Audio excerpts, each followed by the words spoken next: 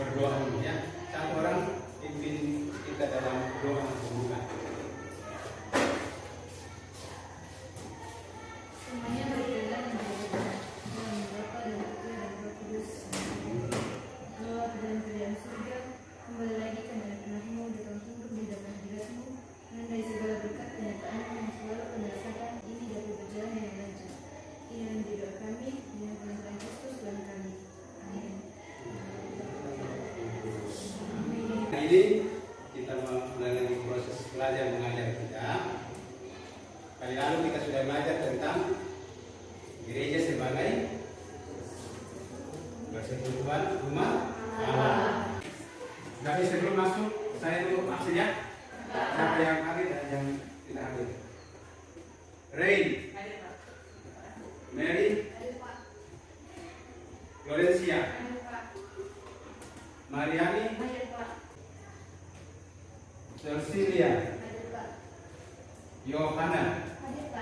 Ya, hadir semua ya? Ya. Bagus, terima kasih. Kita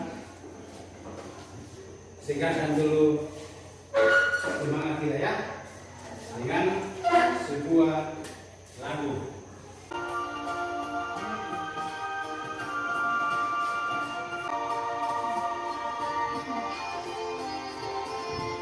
Alangkah bahagianya hidup rukun dan damai di dalam bersaudara, bagai minyak dan madu.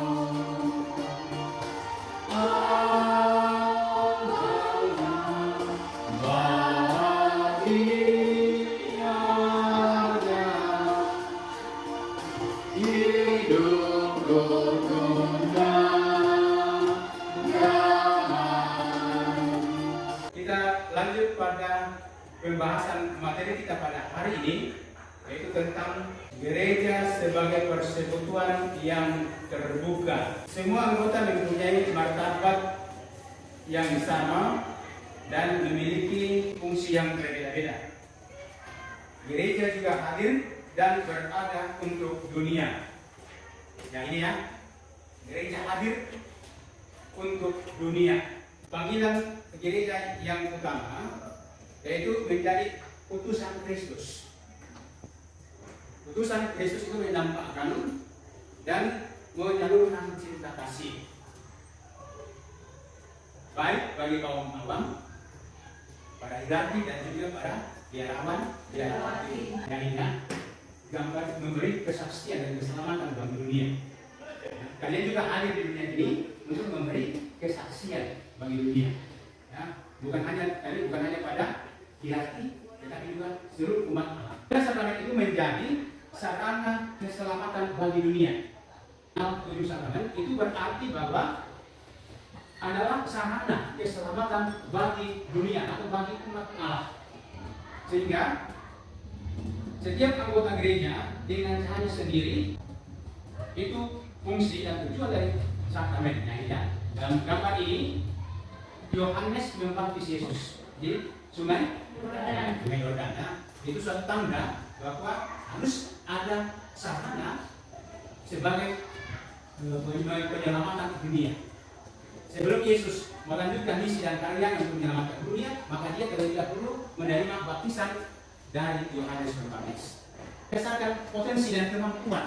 Jadi berdasarkan potensi dan kemampuan yang ada pada diri kita, ya, pada diri kalian untuk terlibat di dalam masyarakat atau dalam keluarga atau di lingkungan sekitar kita.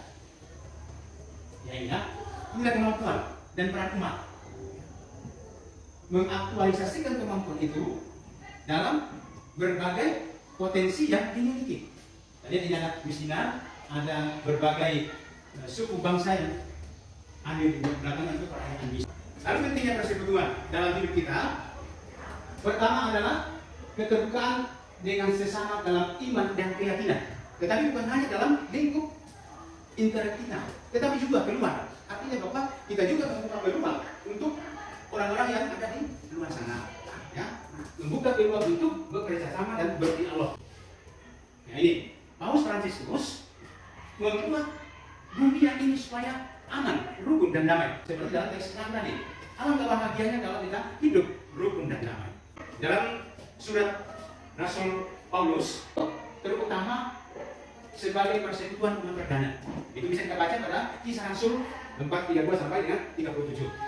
Itu menandakan bahwa kebersamaan dan kerukunan tercipta dalam hidup jemaat perdana. Dan itulah yang menjadi harapan kita bahwa ajaran para rasul itu hidup sampai saat ini. Ya, selalu kita buat doa-doa keluarga dan lingkungan. Hanya dalam hidup bersama itu, tetapi juga dia membangun dialog, karya atau kerja di luar sana, ya. Bukan hanya dalam persekutuannya sendiri, tetapi juga keluar untuk berdialog tentang hidup iman, ya. Itu hidup rukun dan damai. Membangun kebersamaan dalam dialog kehidupan, dialog karya atau dialog kerja, ya. Lalu bagaimana cara gereja menempuh untuk menunjukkan keterbukaannya itu? Pertama, berdialog dengan agama lain. Kedua, kerjasama atau dialog. Lalu gereja hendaknya membangun kerjasama yang lebih intensif. Artinya lebih baik, ya, untuk membangun dialog itu agar betul-betul, ya, kita menjadi satu. Jadi kalau kita sudah menjadi satu, berarti kita sudah hidup rukun dan damai, tidak ada perselisihan, ya, tidak ada kebencian. Yang ada hanyalah kebahagiaan. Dalam kerjasama yang baik, maka muncullah kerja, ya, saling membantu satu bersama lain, sehingga muncul yang tadi kita katakan sosial kemasyarakatan. Jadi yang membangun kerjasama ini bukan hanya satu orang yang mau lewat, kita banyak orang. Itu yang diharapkan, ya.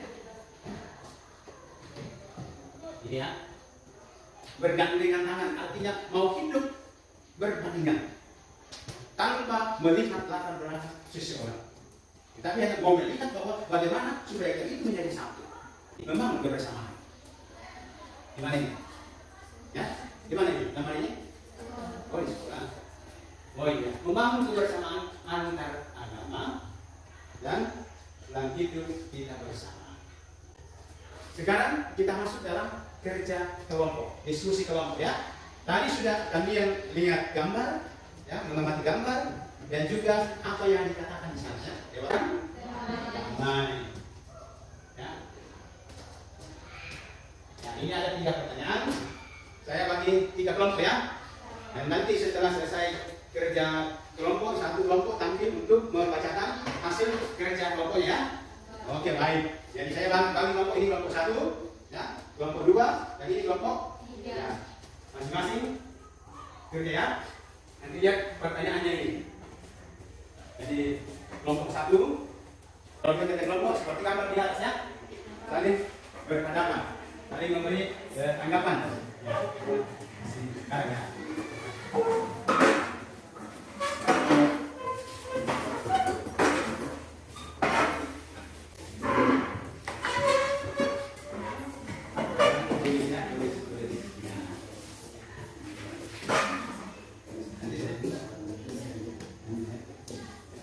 Oke, silakan kerja.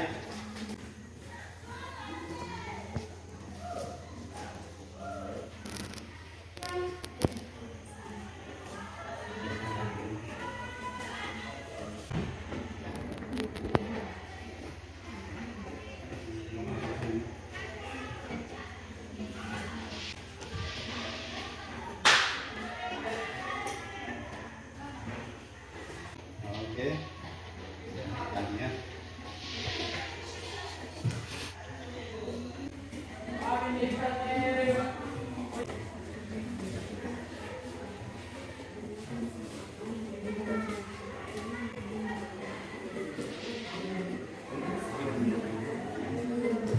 Nah, kira sudah, ya?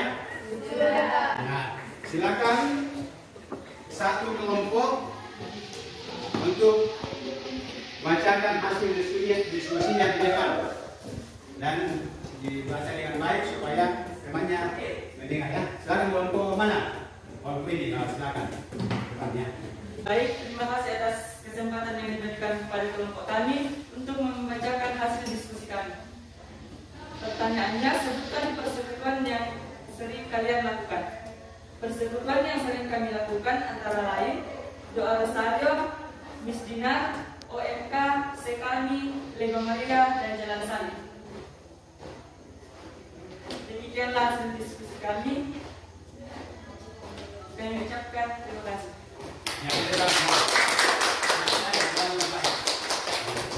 Silakan kelompok 1 berdiri dan bacakan hasil diskusinya. Begitu juga nanti kelompok 3 ya.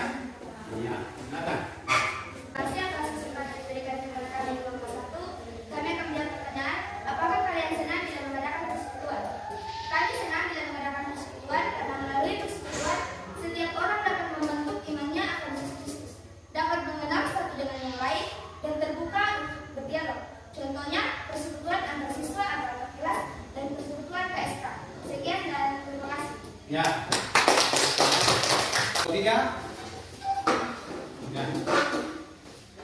Atas kesempatan yang diberikan kepada kelompok kami, kami menjawab pertanyaan perbedaan antara persekutuan yang terbuka dan tertutup, yaitu persekutuan yang terbuka adalah sikap miskin, sederhana dan terbuka, rela berdialog dengan pihak manapun, sebab gereja yakin bahwa di luar gereja Katolik terdapat pula kebenaran dan keselamatan. Sedangkan persekutuan tertutup adalah sikap yang agak triumfalistik dan tertutup. Gereja merasa sebagai satu-satunya penjamin kebenaran dan keselamatan. Sekian dari kelompok kami. Ya, baik. Terima kasih. Kelompok dan 3 pertanyaan tadi sudah dijawab dengan baik dan jelas. Maka saya persilakan satu peserta untuk memberi kesimpulan tentang pelajaran kita pada hari ini.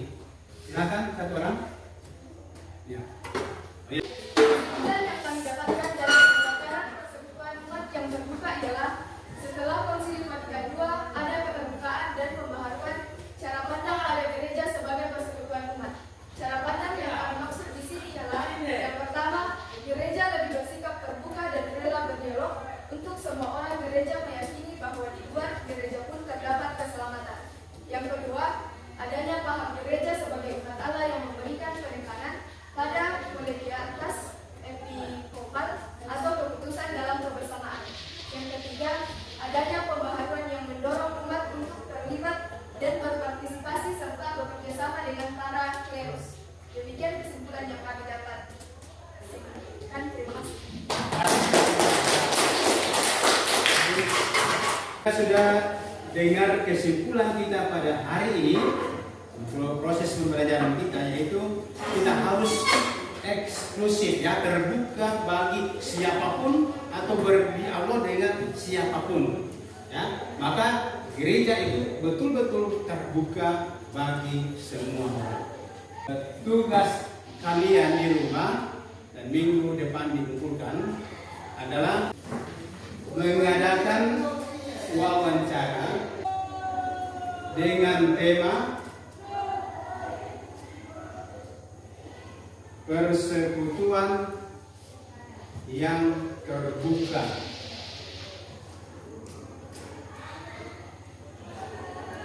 Persekutuan yang terbuka. Ada buku tugasnya, tulis di buku tugas. Minggu depan dikumpul sebelum pelajaran agama dimulai. Bisa? Bisa. Oke, baik. Terima kasih. Jadi sekarang kita akan tutup pertemuan kita pada hari ini dan satu orang tutup pertemuan kita dengan doa penutup. Silakan. Mari kita tenang, kita ya Tuhan, dan sekarang yang akan kami masing-masing dimulai kami di perjalanan sehingga kami dapat tiba di rumah kami dengan selamat dan di sana pun kami dapat memuji dan memuliakan nama. Inilah yang menjadi doa kami dengan pengantaran Kristus Tuhan kami. Amin. Sampai di sini dan kita akan ketemu minggu depan kalau tidak ada halangan. Tuhan memberkati kita semua.